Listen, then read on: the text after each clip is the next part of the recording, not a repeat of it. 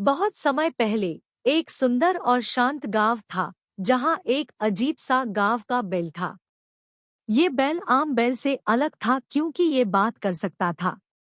गांव के लोग इस बैल को प्यार से बोला हुआ घंटा कहते थे। बोला हुआ घंटा गांव का दिल था।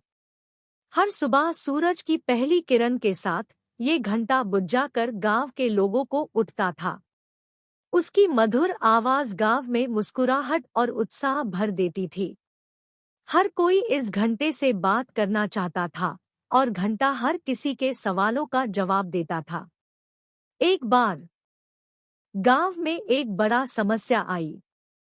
गांव में पानी की कमी हो गई थी और सभी लोग बहुत परेशान थे। किसानों की फसल सूखी हो रही थी और गांव की जीवन प्रणाली पर असर हो रहा था। सब लोग सोच रहे थे कि कैसे इस समस्या का हल मिलेगा। उसी समय एक छोटा सा बच्चा रवि ने बोला हुआ घंटा से पूछा, हे घंटा, क्या तुम पानी की समस्या का समाधान बता सकते हो? बोला हुआ घंटा मुस्कुराया और कहा, हाँ बेटा, मुझे एक जादुई मंत्र याद आया है। अगर सब लोग मिलकर ये मंत्र का जाप करेंगे तो समस्या का हल हो सकता है। रवि ने लोगों को बता दिया और सब मिलकर बोला हुआ घंटा के सामने इकट्ठा हुए। सबने साथ मिलकर जादुई मंत्र का जाप शुरू किया।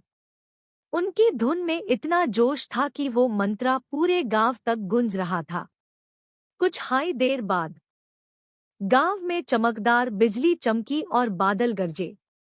तेज बारिश शुरू हो गई और गांव में एक नई उमंग और खुशी का माहौल भर गया।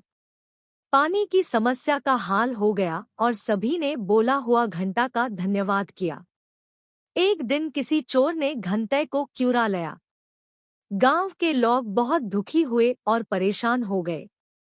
उन्हें समझ में नहीं आ रहा था कि अब वो अपनी समस्याओं का समाधान कैसे करें। पर गांव के लोग हिम्मत नहीं हार रहे। वो तैयार हुए अपने समस्याओं का समाधान खुद ढूंढने के लिए। सभी मिलकर एक साथ काम करने लगे। वो गांव के हर कोने में जाके पूछते, सुनते और सोचते। उन्होंने अपने घरों के बड़ों से सलाह ली, खुद भी बहुत सोचा और अपने दिमाग और दिल से कुछ नया सोचा। उन्होंने केवल बोला हुआ घंटा का इंतजार नहीं किया, बल्कि अपने अपने मन में उठने वाले सवाल का समाधान भी खुद ही निकला। कुछ समय बाद गांव के लोगों ने अपने एक पुराने पीपल के पेड़ के पास बोला हुआ घंटा को वापस पाया। वो गांव की मदद करने की जिम्मेदारी अब फिर से ओएस के हवाले कर दी गई। इस कहानी से हमें ये महान संदेश मिलता है कि हम अपने भरोसे और साथियों पर अधिकार कर सकते हैं।